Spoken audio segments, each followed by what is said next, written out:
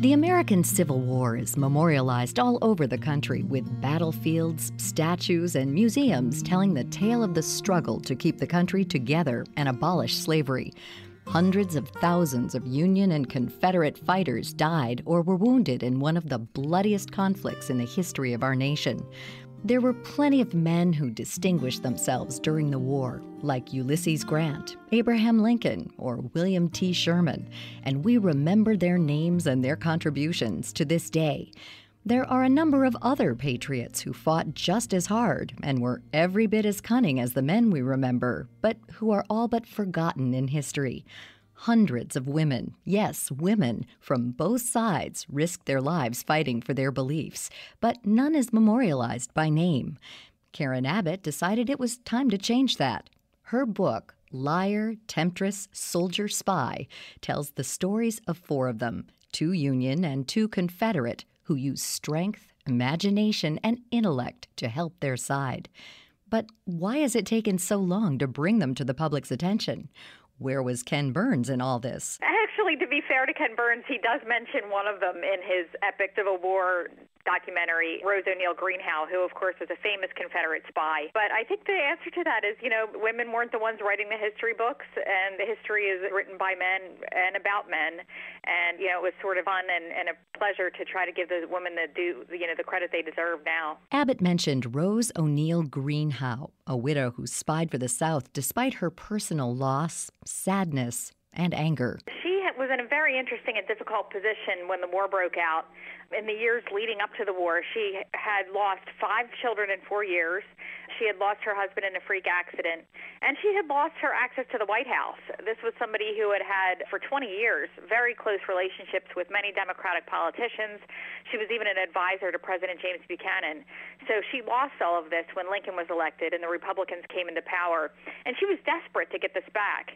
So when a Confederate captain approaches her in the spring of 1861 and asks her to operate and form a Confederate spy ring in the Washington, D.C., the Union capital, she disregards the danger of that and jumps at the chance and, goes on to get a cipher and delivers some very important information to the Confederate Army and makes quite a name for herself.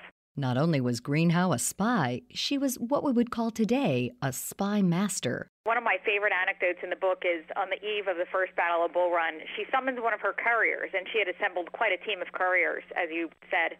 And one of them is a 16-year-old girl by the name of Betty Duvall. And she ties up a secret dispatch in Betty's hair and rolls it up into a bun and tells her just to go across the lines and to write to Confederate headquarters and deliver this message. And Betty does exactly that and lets down her hair in this, romantic, dramatic fashion and hands over this note. And the note, of course, contained important information for the Confederates on the First Battle of Bull Run. And Rose, assembled her team and kept on spying after that. Greenhow, a Confederate spy living in the federal capital, had a counterpart, Elizabeth Van Lew, for the Union. She was very shrewd. I think she was probably the smartest and most effective spy of all of them. She was sort of the direct opposite of Rose Greenhow. Rose was, of course, a Confederate spy living in the federal capital, and Elizabeth was a Union spy living in the Confederate capital. And whereas Rose was brazen and outspoken and very bold about what she was doing, Elizabeth was quiet and deft and very discreet. And I think her biggest accomplishment was placing a former family slave in the Confederate White House. And Abbott says that it was the stereotyping of slaves as illiterate and unsophisticated that helped Van Lew insert her maid into the heart of the Confederacy and steal some very important secrets. Varina Davis, the First Lady of the Confederacy, made an announcement that she needed help. She needed to staff the Confederate White House, and does anybody have suitable servants she could borrow? So Elizabeth hears this and pays a social call to Varina and says, well, I have somebody for you. I have a girl. She's not too bright, and she stumbles in the kitchen, but she should serve your purposes fine. And so she sends over a former family slave by the name of Mary Jane Bowser. And, of course, nobody knows that Mary Jane Bowser is not only literate, but highly educated and gifted with a photographic memory. So while she's dusting Jefferson Davis's desk and cleaning up the children's toys, she's also managing to sneak peeks at maps and fortifications and letters on his desk and eavesdropping on confidential conversations and, of course, reporting all this back to Elizabeth. Belle Boyd was a Confederate spy who was credited with supplying important information to Stonewall Jackson during the war. Abbott says Boyd was bolder than most Southern belles at the time and wasn't afraid to shoot first and ask questions later. Belle was so interesting to me. First of all, she was only 17 years old when the war broke out. She's all id. She had no filter, and she was really incredibly overt with both her opinions and her sexuality for the time period, and for only being 17 years old. I like to say if Sarah Palin and Miley Cyrus had a 19th century baby, it would have been Belle Boyd. She just was really out there on all fronts. And she kicks things off in July of 1861. She's living in Shenandoah Valley, Virginia. And Union forces are marching down, and they're planning to have a big 4th of July parade in her hometown. And Belle is waiting for them, and she's waiting for them with a pistol by her side. And so when one of these Union soldiers threatens to raise a flag over her home, a federal flag, she objects to this and decides to shoot this fellow dead. And she gets away with it and goes on to become a courier and spy for the Confederate Army and has quite a few adventures in the war. Finally, Abbott profiles a real female soldier, Emma Edmonds. She joined the Union Army after escaping from an oppressive life in Canada. She had grown up in Canada with an abusive father, and he threatened that he was going to arrange a marriage for her with an elderly neighbor. And she had seen what this sort of arranged marriage had done to her sisters, sort of sapping all their spirit, and she wanted something different for herself. She wanted a life of adventure. And so she cuts her hair and binds her breasts, trades her dress for a man's suit, and begins calling herself Frank Thompson and living as a man. And she migrates to the United States right before the war and starts hearing about the abolitionist John Brown and all of the events leading up to the war and decides she wants a piece of this. She wants to enlist in the Union Army. And it's quite surprising how all of these women, there are about 400 of them, were able to disguise themselves as men and enlist in the armies, both North and South. And of course, she too goes on to have quite a few harrowing adventures during the war. But how could a woman pass herself off as a man when living in close quarters with soldiers and enduring the required medical exams? They just sort of had these cursory physical exams. They only cared if you had fingers to pull a trigger, if you had enough teeth to rip off powder cartridges, and if you had feet to march. That was pretty much it. So the doctor merely shook Emma Edmonds' hand and said, "You're okay, you're acceptable," and she was in as Private Frank Thompson. And then, of course, how did she pass among her comrades? Here she's sleeping next to them and in close quarters with them all day long and marching beside them.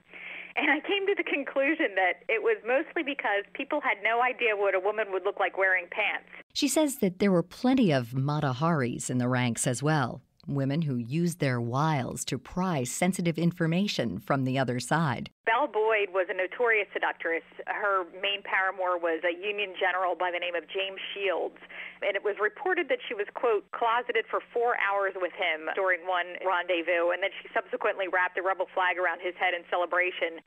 And Rose Greenhow was an equally talented seductress, I guess I should say, and would sort of consort with both Northern and Southern generals, but really focused on high-ranking Northern politicians because, of course, they were the ones who were going to provide valuable information that she could pass along to the Confederate Army.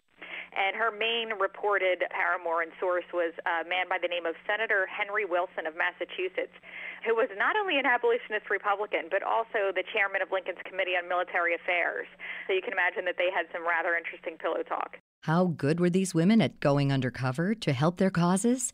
So good that one famous security expert of the time sang their praises. Alan Pinkerton, who was the Union detective, he was hired to do Secret Service work for the Union, and actually one of his first missions was to conduct a stakeout of Rose Greenhow, the Confederate spy. He often said that women made better spies than men. They knew what to say in certain situations and knew what not to say in certain situations, and I think were more genuinely intuitive, as he said, and some of his best spies were actually women. And it was also interesting that Pinkerton and the other Northern officials, and eventually the Southern officials, when they got wind of Elizabeth, what she was doing in Richmond, they just did not know how to deal with them. So even if they suspected these women, they didn't quite know how to handle them. Women were always the victims of war, not as perpetrators, and it was sort of unthinkable that women would be capable of this sort of activity. Not only are they capable of treasonous activity, but capable of executing it more deftly than men. Furthermore, the work of these historic female spies and soldiers on both sides of the war helped pave the way for other women. With so many war widows and few single men to marry, the ladies of the mid-1800s turned to farming, business, and new entrepreneurial endeavors to reinvent themselves. You can find out more about this topic and the women highlighted in this story by checking out Karen Abbott's book, Liar, Temptress, Soldier, Spy, available online and in bookstores.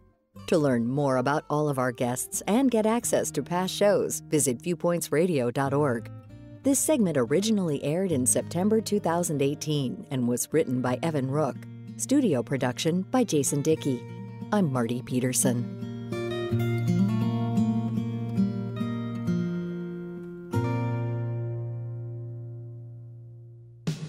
Viewpoints returns in just a moment.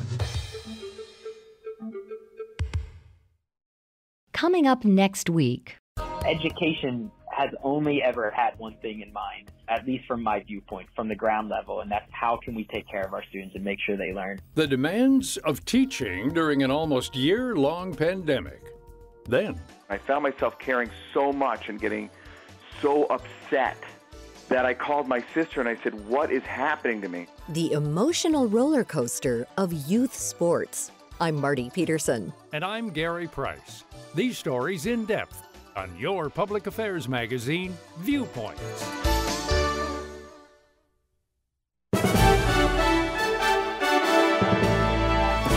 And that's Viewpoints for this week. Viewpoints is a production of MediaTrax Communications. Follow us on Twitter, Facebook, and Instagram to learn more about upcoming shows and find a library of past programs on Apple Podcasts, Google Play, and Spotify. Plus, you'll always find previous segments and more information about our guests at viewpointsradio.org. Join us again next week for another edition of Viewpoints.